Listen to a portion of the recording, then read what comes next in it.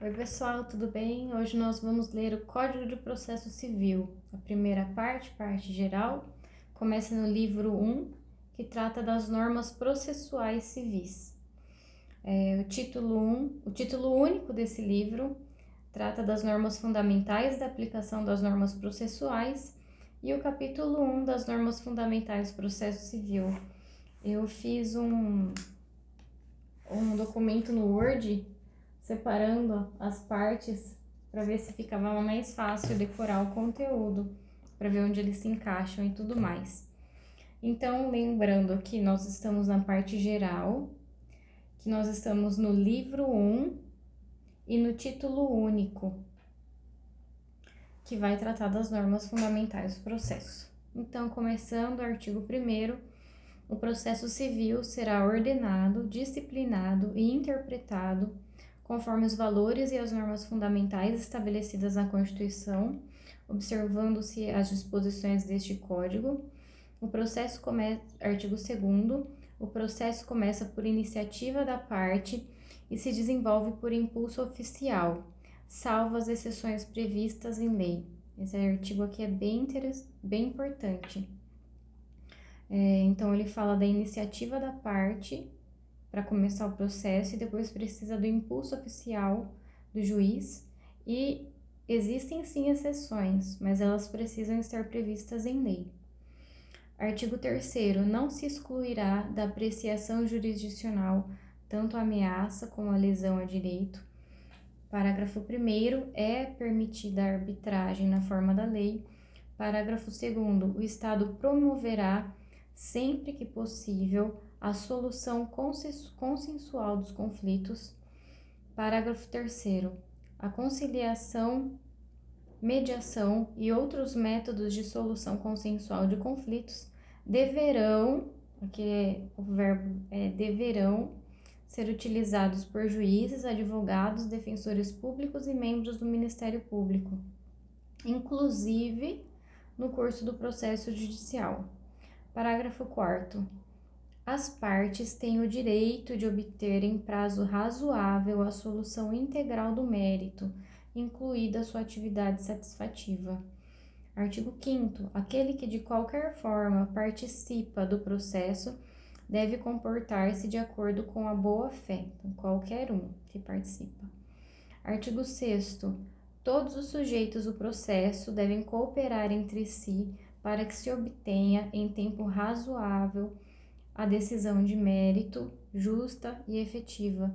Então, aqui diz que a decisão de mérito, além dela ser necessária para ser proferida em tempo razoável, ela também deve ser justa e efetiva. E você vê que é uma preocupação do legislador, porque o artigo 4º também fala obter em prazo razoável, e aqui o artigo 6º também está falando tempo razoável. Em um curto espaço de tempo, ele fala aqui da celeridade do processo. Mas não deixa de falar também que a decisão tem que ser justa e efetiva. Artigo 7º. É assegurada às partes paridade de tratamento em relação ao exercício de direito e faculdades processuais, aos meios de defesa, aos ônus, aos deveres e à aplicação de sanções processuais, competindo ao juiz zelar pelo efetivo contraditório. É legal porque aqui ele fala do contraditório efetivo, então também se preocupando em que a decisão seja justa, então um contraditório efetivo. E fala aqui da paridade de tratamento às partes. Artigo 8º. Ao aplicar o ordenamento jurídico, o juiz atenderá aos fins sociais e às exigências do bem comum, resguardando e provendo a dignidade da pessoa humana e observando a proporcionalidade, a razoabilidade, a legalidade, a publicidade e a eficiência.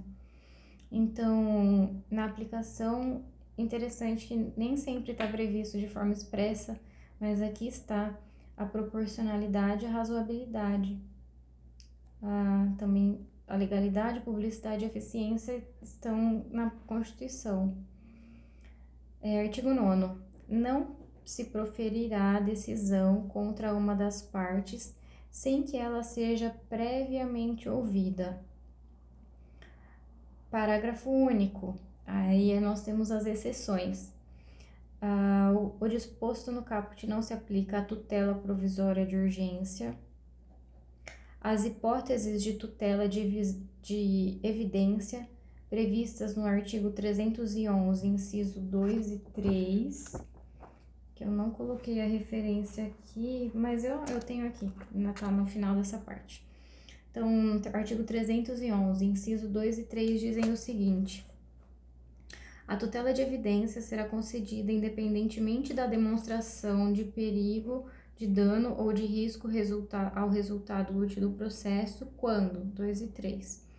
As alegações de fato podem ser comprovadas apenas documentalmente e houver tese firmada em julgamentos de casos repetitivos ou súmula vinculante. Então, as alegações são provadas apenas por documento e também tem uma tese firmada em julgamento de caso repetitivo ou súmula vinculante. Inciso 3º, se tratar de pedido repercussório fundado em prova documental adequada do contrato de depósito, caso em que será decretada a ordem de entrega do objeto custodiado sob cominação de multa. Então, nesses casos, o juiz não necessariamente precisa ouvir a outra parte.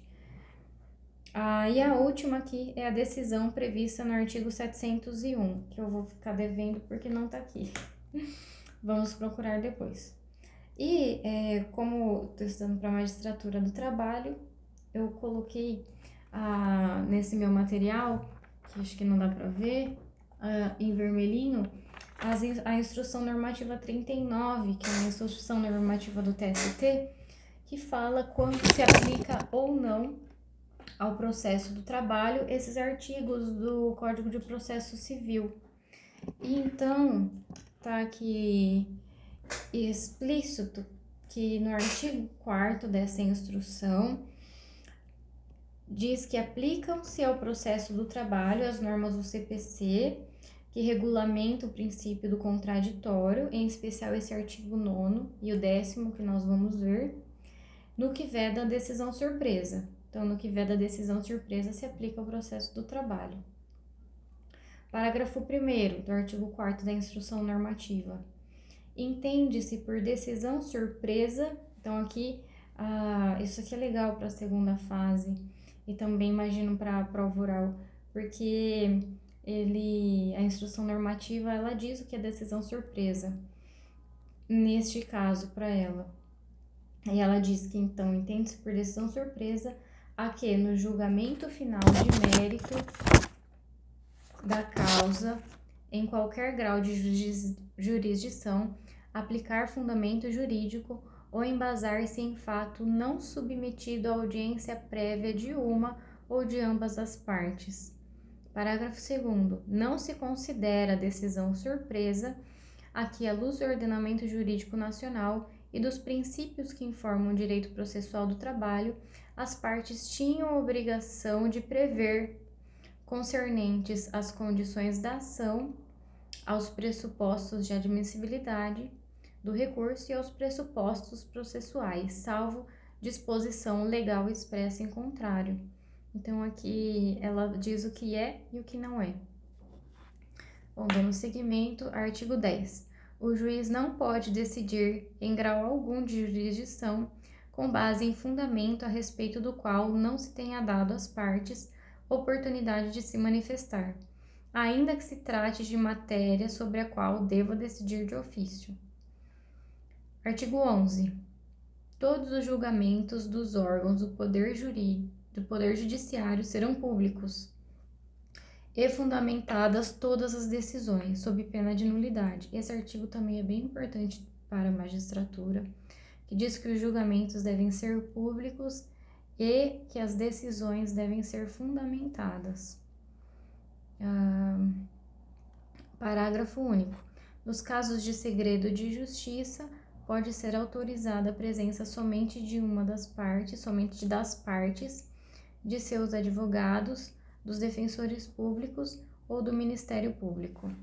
Artigo 12. Os juízes e os tribunais atenderão preferencialmente a ordem cronológica de conclusão para proferir sentença ou acórdão. Parágrafo 1º.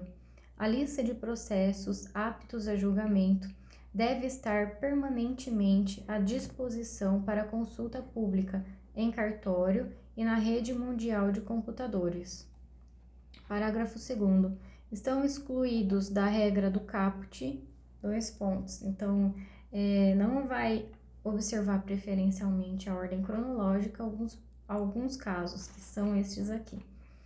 As sentenças proferidas em audiência, homologatórias de acordo ou de improcedência liminar do pedido, o julgamento de processos em bloco para aplicação de tese jurídica firmada em casos repetitivos, o julgamento de recurso repetitivo ou de incidente de resolução de demanda repetitiva, as decisões proferidas com base no artigo 485 e 932, os julgamentos de embargo de declaração, de agravo interno, as preferências legais e as metas estabelecidas pelo CNJ, os processos criminais nos órgãos jurisdicionais que tenham competência penal, a causa que exija urgência no julgamento, assim reconhecida por decisão fundamentada.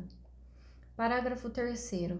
Após a elaboração de lista própria, respeitar-se-á a ordem cronológica das conclusões entre as preferências legais.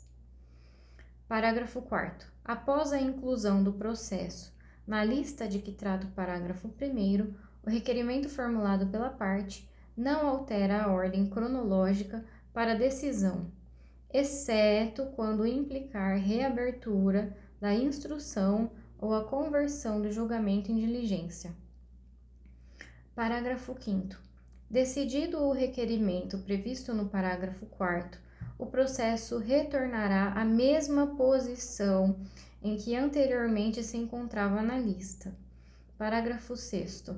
Ocupará o primeiro lugar na lista prevista no parágrafo 1º ou, conforme o caso, no parágrafo 3º, o processo que tiver sua sentença ou acórdão anulado, salvo quando houver necessidade de realização de diligência ou de complementação da instrução. Inciso 2º, também ocupará o primeiro lugar na lista, se enquadrar na hipótese no artigo 1040, inciso 2. Agora nós vamos para o capítulo 2º desse título único. O capítulo 2º, ele trata da aplicação das normas processuais. Artigo 13. A jurisdição civil será regida pelas normas processuais brasileiras. Essa questão eu caí em pegadinha. Eu fiz uma questão, caiu esse artigo. Eu esqueci dessa parte, que diz o seguinte: a jurisdição será regida pelas normas processuais brasileiras, ressalvadas as disposições específicas previstas em tratados, convenções ou acordos internacionais de que o Brasil seja parte. Então, em regra, as normas brasileiras, exceto as específicas em tratados, convenções ou acordos internacionais. Artigo 14. A norma processual, esse artigo também é bem importante, porque fala da retroatividade ou não da lei, ou imediatidade. Então, o artigo 14 diz que a norma processual não retroage, não retroagirá, e será aplicável imediatamente aos processos em curso, respeitados os atos processuais praticados e as situações jurídicas consolidadas sob a vigência da norma revogada. Artigo 5º. Na ausência de normas que regulem processos eleitorais, trabalhistas ou administrativos, as disposições deste Código lhes serão aplicadas supletiva e subsidiariamente. Muito bem, e agora então nós vamos para o livro 2 já. Olha que curtinho, a gente estava no livro 1, que tratava das normas processuais, e agora nós estamos indo para o livro 2, que trata da função jurisdicional. Esse livro 2 começa então no título 1, que fala da jurisdição e da ação. Artigo 16. A jurisdição civil é exercida pelos juízes e pelos tribunais em todo o território nacional, conforme as disposições deste Código. Para postular em juízo, é necessário ter interesse e legitimidade. Artigo 18. Ninguém pode pleitear direito alheio em nome próprio, salvo quando autorizado pelo ordenamento jurídico. Parágrafo único. Havendo substituição processual, o substituído pode intervir como assistente litisconsorcial. Artigo 19.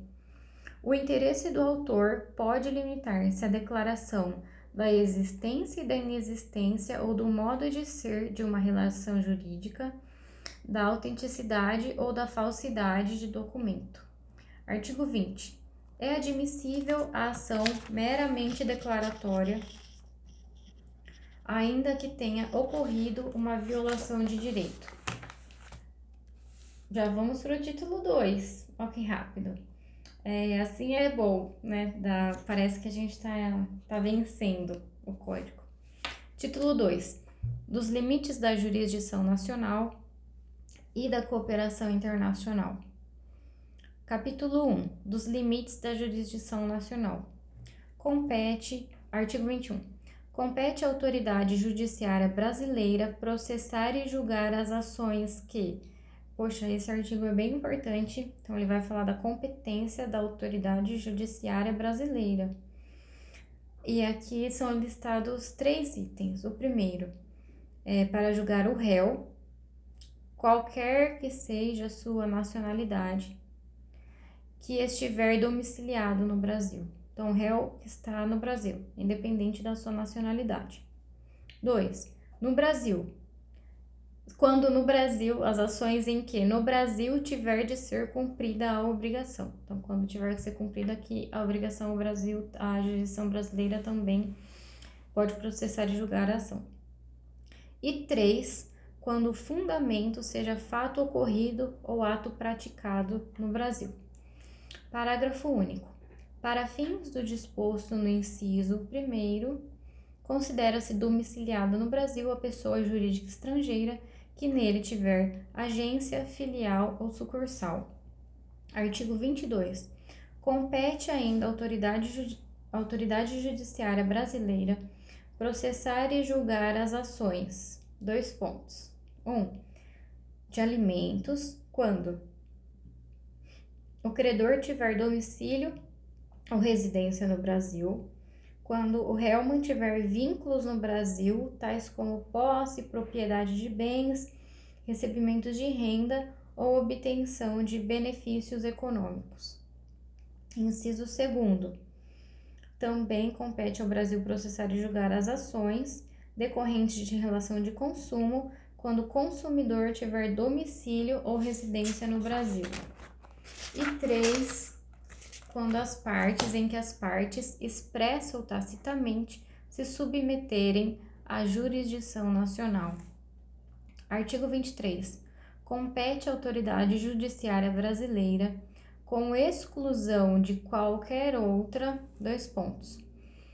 São também 3 hipóteses. Conhecer de ações relativas a imóveis situados no Brasil, em matéria de sucessão hereditária, proceder... Isso é um item. Segundo item. Em matéria de sucessão hereditária, proceder à confirmação de testamento particular e ao inventário e à partilha de bens situados no Brasil, ainda que o autor da herança seja de nacionalidade estrangeira ou tenha domicílio fora do território nacional. Então, o testamento e o inventário tem que tratar de bens, da partilha de bens situados no Brasil. E 3, no caso de divórcio, separação judicial ou dissolução de união estável, proceder à partilha de bens situados no Brasil, ainda que o titular seja de nacionalidade estrangeira ou tenha domicílio fora do território nacional. Artigo 24. A ação proposta perante tribunal estrangeiro, aqui é muito importante também, então diz que não induz litispendência. Quando é proposta uma ação perante um tribunal estrangeiro, não induz litispendência e não obsta que a autoridade judiciária brasileira conheça da mesma causa e das que lhes são conexas, ressalvadas as disposições em contrário de tratado internacional e acordo bilateral em vigor no Brasil. Ressalvadas as disposições em contrário de tratados internacionais e acordos bilaterais em vigor no Brasil. Então, em regra, não induz litispendência e não obsta que a autoridade judiciária conheça da mesma causa e das que são conexas, desde que ressalvadas. E agora eu entendi, eu já fiz, né, uma questão, marquei aqui, ó, no meu material, e tá em caps lock e em negrito esse ressalvadas, devo ter errado. Ressalvadas as disposições em contrário de tratados internacionais e acordos bilaterais em vigor no Brasil. Parágrafo único. A pendência de causa perante a jurisdição brasileira não impede a homologação de sentença judicial estrangeira quando exigida para produzir efeitos no Brasil. Então, essa pendência de causa no Brasil não impede que o Brasil homologue a sentença estrangeira. 25, artigo 25. Não compete à autoridade judiciária brasileira o processamento e o julgamento da ação quando houver cláusula de eleição de foro exclusivo estrangeiro em contrato internacional, e aqui um destaque, arguida pelo réu na contestação. Então, não compete à autoridade brasileira quando tiver essa cláusula de foro exclusivo estrangeiro, vírgula, arguido pelo réu na contestação. Então, o réu precisa arguir. Parágrafo 1º. Não se aplica o disposto no caput às hipóteses de competência exclusiva que nós vimos. Então, se tiver essa cláusula nas hipóteses de competência exclusiva, ela não é considerada. E aplica-se a hipótese do caput o disposto no artigo 63, parágrafo 1 ao 4º. Vamos ver do que ele fala. O artigo 63, vamos ver, fala, olha, o artigo 63 trata das modificações de competência pelas partes em razão do valor e do território quanto à eleição de foro. Então, aplica-se a hipótese do caput, o artigo 63. Muito bem. Vamos para o próximo capítulo. Capítulo 2º, da cooperação internacional. Seção 1, disposições gerais. Então, nós vamos ver disposições gerais sobre a cooperação internacional. Artigo 26. A cooperação jurídica internacional será regida por tratado de que o Brasil faz parte e observará 5 itens, temos aqui. Primeiro, o respeito às garantias do devido processo legal no Estado requerente. 2. Igualdade de tratamento entre nacionais e estrangeiros, residentes ou não no Brasil, em relação ao acesso à justiça e à tramitação dos processos, assegurando-se assistência judiciária aos necessitados. 3. Publicidade processual, exceto quando for hipótese de sigilo na legislação brasileira ou na do Estado requerente. 4. A existência de autoridade central para a recepção e transmissão dos pedidos de cooperação. E 5. A espontaneidade na transmissão de informações a autoridades estrangeiras. Parágrafo 1º. Na ausência de tratado, a cooperação jurídica internacional pode ser realizada com base em reciprocidade manifestada por via diplomática. Parágrafo 2º. Não se exigirá a reciprocidade referida no parágrafo 1º para homologação de sentença estrangeira. Então, o país pode homologar a sentença estrangeira ainda que não haja essa reciprocidade. Parágrafo 3º. Na cooperação jurídica internacional, não será admitida a prática de atos que contrariem ou que produzam resultados incompatíveis com as normas fundamentais que regem o Estado brasileiro. Então, nós não admitimos a prática de atos que contrariem ou produzam resultados incompatíveis com as normas fundamentais que regem o Estado brasileiro. Parágrafo 4º. O Ministério da Justiça exercerá as funções de autoridade central na ausência de designação específica. E eu já fiz questão que caiu e vou grifar aqui até de outra cor no meu material, que não sei porque não está grifado, mas é uma informação bem importante. Então, quando não tiver uma autoridade central já designada, quem exerce esse papel é o Ministério da Justiça. Artigo 27. A cooperação jurídica internacional tem por objeto, por exemplo, a citação, intimação e notificação judicial e extrajudicial, a colheita de provas e a obtenção de informações, a homologação e cumprimento de decisão, a concessão de medida de urgência, a assistência, medida judicial de urgência, concessão de medida judicial de urgência, a assistência jurídica internacional e qualquer outra medida judicial ou extrajudicial não proibida pela lei brasileira. Então, é bem amplo. Esse item 6º, ele deixa essa norma aberta, qualquer medida judicial ou extrajudicial não proibida pela lei brasileira. Muito legal. A seção 2, nós temos o auxílio direto, que começa no artigo 28, que diz o seguinte: cabe auxílio direto quando a medida não decorrer diretamente da decisão da autoridade jurisdicional estrangeira a ser submetida a juízo de deliberação no Brasil. Então, o auxílio direto, ele ocorre quando a medida solicitada não decorrer de autoridade jurisdicional. Artigo 29. A solicitação de auxílio direto será encaminhada pelo órgão estrangeiro interessado à autoridade central, cabendo ao Estado requerente assegurar a autenticidade e a clareza do pedido. Artigo 30. Além dos casos previstos em tratados de que o Brasil faz parte, o auxílio direto terá os seguintes objetos. Nós temos 3 objetos aqui do auxílio direto.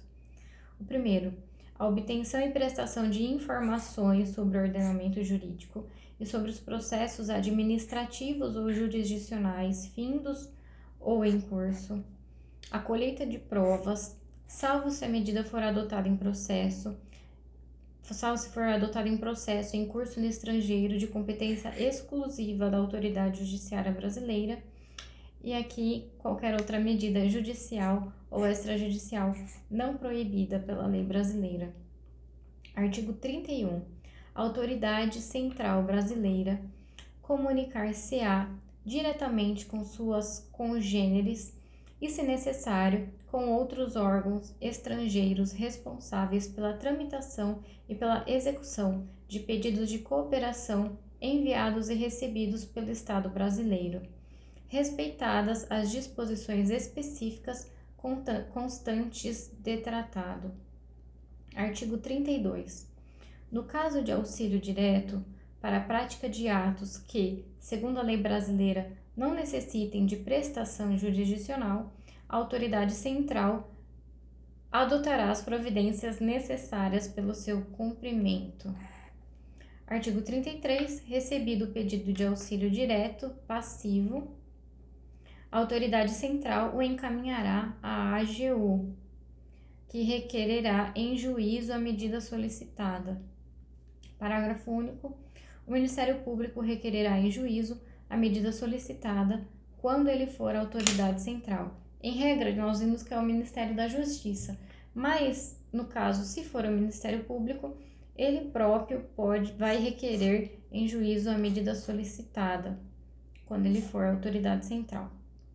Artigo 34. Compete ao juízo federal do lugar em que deva ser executada a medida. Vou começar de novo, não li bem. Artigo 34, desculpa. Compete ao juiz federal do lugar em que deve ser executada a medida, apreciar o pedido de auxílio direto passivo que demande a prestação de atividade jurisdicional. Artigo 35. Agora, desculpa, nós estamos indo para outra seção. A gente está indo aqui para a seção 3. E essa seção 3 trata da carta rogatória. Só para fixar aqui, o que nós vimos? Nós estamos nos limites da jurisdição e na cooperação internacional. Então, nós vimos os limites da jurisdição nacional e aí entramos para a cooperação internacional. E depois de passar ali pelas disposições gerais, vimos o auxílio direto e agora a carta rogatória. E depois nós temos as disposições comuns às sessões anteriores. Bem, artigo então 35 da carta rogatória. O procedimento da carta rogatória perante o STJ é de jurisdição contenciosa, isso também cai e não está grifado aqui. É muito importante. Não sei porque não está grifado, tô aqui brava com o meu material. O procedimento da carta rogatória perante o STJ é de jurisdição contenciosa e deve assegurar às partes as garantias do devido processo legal. A carta rogatória tem que garantir o devido processo legal. Parágrafo 1º. A defesa restringir-se-á à discussão quanto aos atendimentos dos requisitos para que o pronunciamento judicial estrangeiro produza efeitos no Brasil. Então, não é discutido o mérito, mas sim os requisitos para que o pronunciamento judicial estrangeiro tenha efeitos no Brasil. Parágrafo 2º. Em qualquer hipótese, é vedada a revisão do mérito do pronunciamento judicial estrangeiro pela autoridade brasileira. Bom, seção 4ª, então, trata sobre as disposições comuns às sessões anteriores. Temos aqui mais alguns artigos. 37. O pedido de cooperação jurídica internacional, oriundo de autoridade brasileira competente, será encaminhado à autoridade central para posterior envio ao Estado requerido para lhe dar andamento. Então, quando o pedido de cooperação jurídica internacional oriundo do Brasil, vai ser encaminhado à autoridade central, que vai encaminhar ao Estado requerido. O pedido de cooperação oriundo de autoridade brasileira competente e os documentos anexos que o instruem serão encaminhados à autoridade central, acompanhados de tradução para a língua oficial do Estado requerido. Artigo 39. O pedido passivo de cooperação jurídica internacional será recusado se configurar manifesta ofensa à ordem pública. Então, o pedido passivo de cooperação jurídica internacional, será recusado se configurar manifesta ofensa à ordem pública. Artigo 40. A cooperação jurídica internacional para a execução de decisão estrangeira dar-se-á por meio de carta rogatória ou de ação de homologação de sentença estrangeira, de acordo com o artigo 960. Artigo 40. Cooperação jurídica internacional para execução de decisão estrangeira dar-se-á por meio de carta rogatória ou de ação de homologação de sentença estrangeira. Artigo 41.